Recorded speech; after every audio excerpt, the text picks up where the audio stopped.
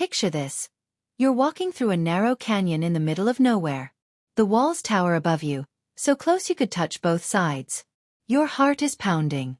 You've been walking for what feels like forever through this crack in the earth. And then, bam! You turn the corner and your jaw hits the floor. Standing in front of you is a building so massive, so perfectly carved, so impossible looking that your brain literally can't process it. This isn't just any building. This is a palace carved directly into a cliff face, standing 6 stories tall, covered in columns and statues that look like they were made by giants. Welcome to Petra. And here's the crazy part. We still don't really know how they did it. Today we're diving deep into one of the world's greatest mysteries. A lost city hidden in the desert that makes archaeologists scratch their heads every single day. We're talking about engineering that shouldn't exist, water systems that seem impossible, and secrets carved in stone that we're still trying to crack. By the end of this video, you'll understand why Petra isn't just another ancient ruin. It's proof that our ancestors were way smarter than we give them credit for. So buckle up, because we're about to explore the most mind-blowing mystery in the desert. Let's start with the obvious question. How do you even begin to carve an entire city out of solid rock? Think about it like this. Imagine trying to carve a life-sized elephant out of a single block of ice using only a butter knife. Now imagine doing that, but instead of an elephant, you're carving a 6-story palace complete with doorways, windows, columns, and decorative statues. And instead of ice, you're using sandstone that's harder than concrete. That's basically what the Nabataeans did at Petra.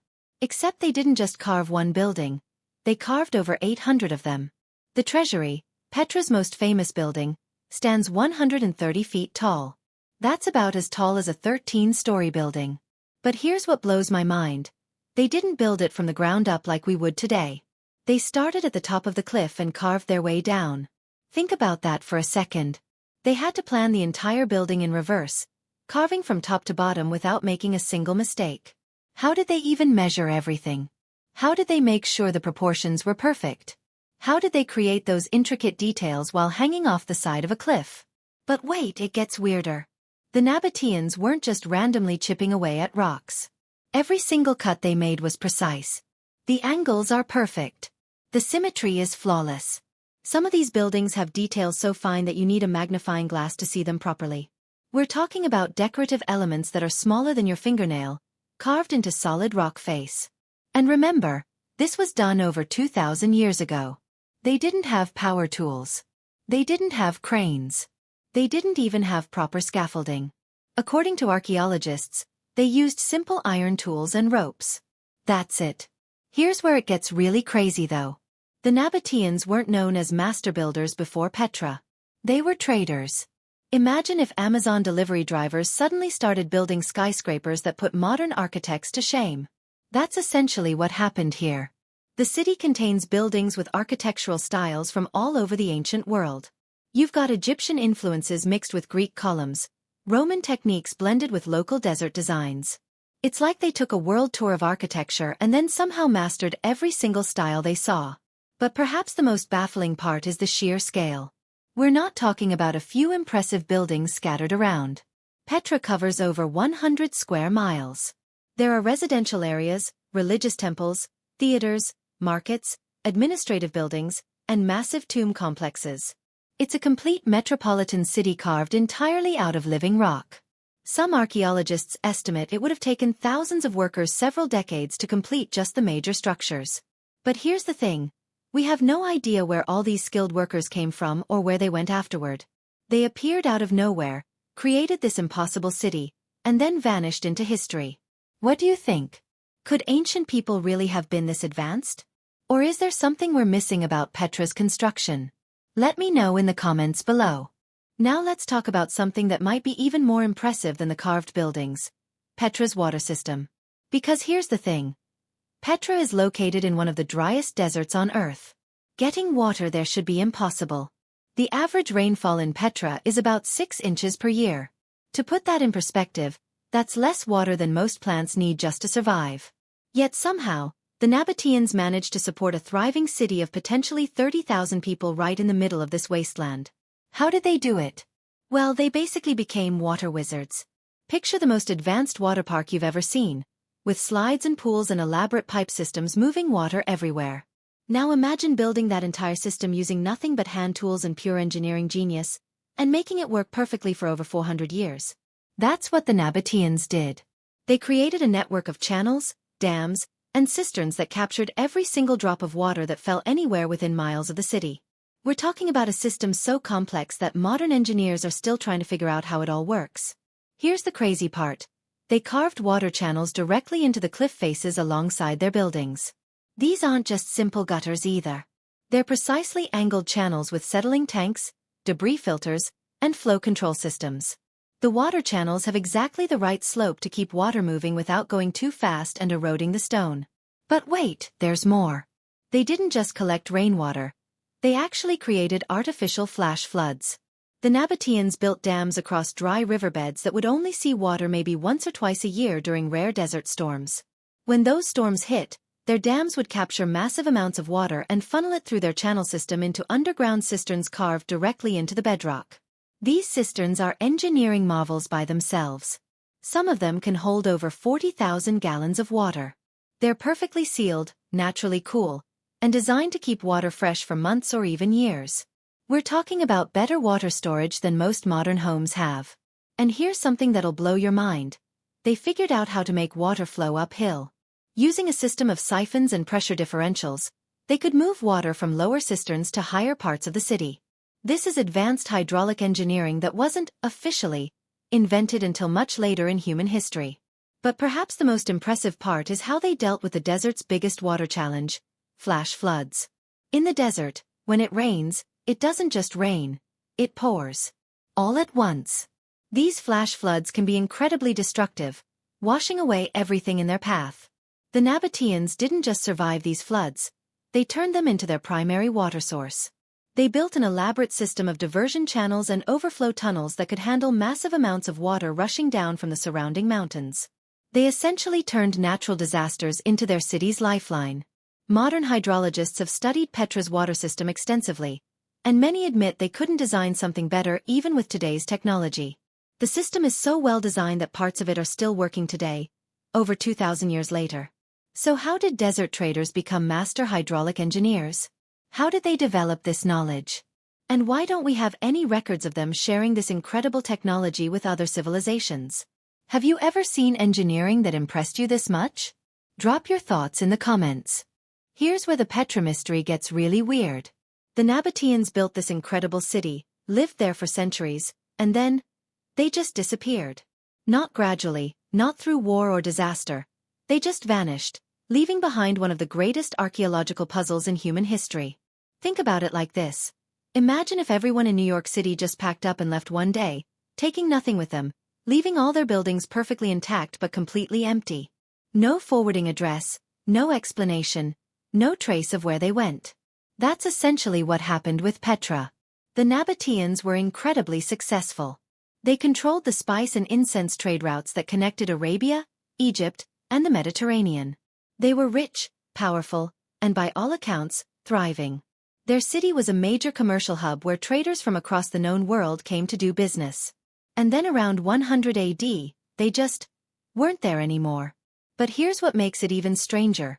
They left everything behind. Tools, pottery, inscriptions, even personal belongings. It's like they just walked away from their entire civilization in the middle of a normal day. Archaeologists have found dinner plates still sitting on tables. Workshops with tools laid out like the craftsmen just stepped out for lunch. Storage rooms filled with goods ready for trade. Everything you'd expect to find in a thriving city, except for the people. Where did they go? That's the million-dollar question that's been driving archaeologists crazy for over a century. Some theories suggest they gradually moved to other trading centers as Roman influence grew in the region. But that doesn't explain why they left everything behind, or why we don't find large Nabataean populations showing up elsewhere during this time period. Other researchers think they might have been absorbed into Roman society. The Romans did officially annex Petra in 106 AD. But again, this doesn't explain the sudden abandonment or the lack of Roman modifications to the city's infrastructure. Here's another weird thing. The Nabataeans were master record keepers when it came to business. They left behind thousands of inscriptions detailing trade deals, property ownership, and commercial transactions. But when it comes to their own history, culture, and daily life, Almost nothing. It's like they deliberately avoided leaving behind any information about themselves as people. We know more about their business practices than we do about their religion, their government, or even what they ate for breakfast.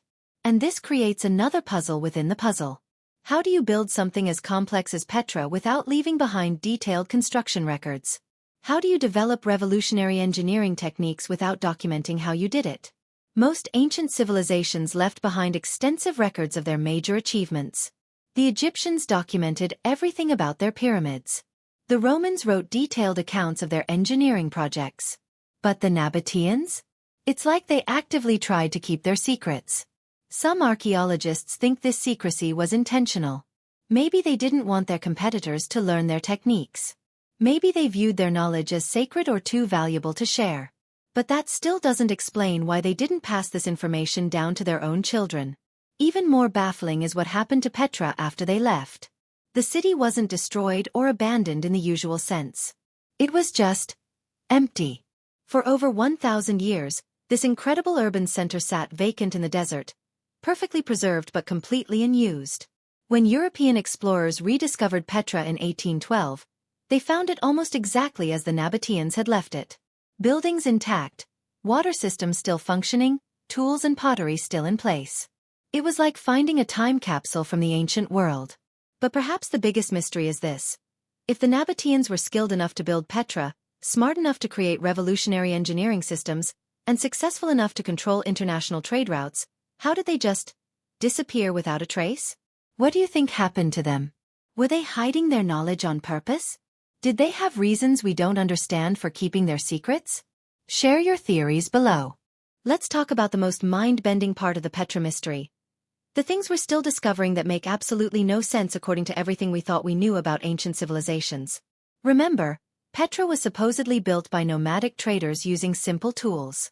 But the more archaeologists dig, the more they find evidence that whoever built this place had knowledge and capabilities that seem almost impossible for their time. Let's start with something called the monastery. This building is even larger than the famous treasury, and it sits at the top of a mountain that's over 1,000 feet above the main city. To get there today, you have to climb 800 hand-carved stone steps that wind up the mountainside. But here's the crazy part. The monastery isn't just big, it's perfectly aligned with astronomical events. The doorway frames the sunrise on the winter solstice with mathematical precision. The internal chambers are positioned to track lunar cycles. This isn't accidental. It's advanced astronomical engineering. How did desert traders become master astronomers? And how did they calculate these alignments without modern instruments? But that's just the beginning. Recent archaeological surveys using ground-penetrating radar have revealed that Petra is much, much larger than we ever imagined. There are entire sections of the city still buried underground. We're talking about potentially thousands more buildings, temples, and structures that we haven't even seen yet. Some of these buried structures appear to be even more sophisticated than the ones we can see above ground. Deep underground scanning has revealed what appears to be a complex network of tunnels, chambers, and water channels that extend for miles in every direction. And here's where it gets really weird. Some of these underground passages seem to connect to natural cave systems that extend deep into the surrounding mountains. It's like the Nabataeans didn't just build a city. They integrated their construction with the natural geology of the entire region. But perhaps the most baffling discovery is what archaeologists call the precision anomaly. When you measure the angles, distances, and proportions of Petra's major buildings using modern laser equipment, you find that they're accurate to within millimeters. Think about that. Using only hand tools and ropes, they achieved precision that would be challenging even with modern construction equipment. The treasury's facade is so perfectly symmetrical that the difference between the left and right sides is less than the width of a pencil. How is that even possible? How do you achieve that level of precision while carving from top to bottom on a cliff face? And then there are the inscriptions. Scattered throughout Petra are thousands of carved symbols and texts. Most are in Nabataean script which we can read. But mixed in with the normal inscriptions are symbols that don't match any known writing system. These mystery symbols appear to be deliberately placed at specific locations throughout the city. Some are found only in the deepest chambers of certain buildings. Others appear at precise astronomical alignment points. It's like there's a hidden message carved into the city itself that we're still trying to decode. Recent computer analysis of these symbols has revealed mathematical patterns that suggest they might represent some kind of advanced knowledge system. But we have no idea what they're trying to communicate. Here's another puzzle that keeps archaeologists up at night: the acoustic properties of certain chambers in Petra. Some of the carved rooms have acoustic effects that seem deliberately engineered. Whisper at one end of a room and your voice can be clearly heard 50 feet away. Stand in certain spots and your voice resonates with specific musical notes. Why would they design acoustic effects into their buildings? What were these rooms used for? And how did they calculate the precise dimensions needed to create these effects without modern acoustic engineering knowledge? But perhaps the biggest mystery of all is this: every few years, archaeologists make discoveries at Petra that force them to completely rethink what they thought they knew about ancient engineering capabilities. Just last year, researchers discovered evidence of what appears to be a sophisticated metallurgy operation. Not just basic metalworking, but advanced techniques for creating specialized alloys that weren't supposed to exist until much later in human history. They found traces of steel that appears to have been deliberately enhanced with other materials to create tools harder and more durable than anything that should have been possible with ancient technology. So here's the ultimate question: were the Nabataeans just incredibly advanced for their time? Or is there something fundamental about ancient human capabilities that we've completely misunderstood? What do you think? Are we underestimating ancient people? Or is there more to this story? Let me know your thoughts in the comments. So there you have it, Petra, the ancient city that continues to rewrite everything we thought we knew about human history. From impossible engineering to vanishing civilizations, from water wizardry to astronomical precision, every single aspect of this place challenges our understanding of what ancient people could achieve. But here's what I find most fascinating about Petra: it's not just about the past. Every discovery we make there forces us to question our assumptions about human potential. Maybe our ancestors weren't primitive people struggling with basic survival. Maybe they were capable of incredible things we've forgotten how to do. And the best part? We're still just scratching the surface. With new technology revealing buried structures and hidden chambers, who knows what mind-blowing discoveries are waiting for us in the desert? If you enjoyed diving into this ancient mystery with me, make sure to hit that subscribe button and ring the notification bell so you never miss our deep dives into history's greatest puzzles. We've got tons more ancient mysteries coming your way. And if you really want to blow your mind, check out our playlist on impossible ancient engineering. We cover everything from the pyramids to Stonehenge to structures that seem to defy the laws of physics. What ancient mystery should we tackle next? Drop your suggestions in the comments below. Until next time, keep questioning everything you think you know about the past. Thanks for watching, and I'll see you in the next video.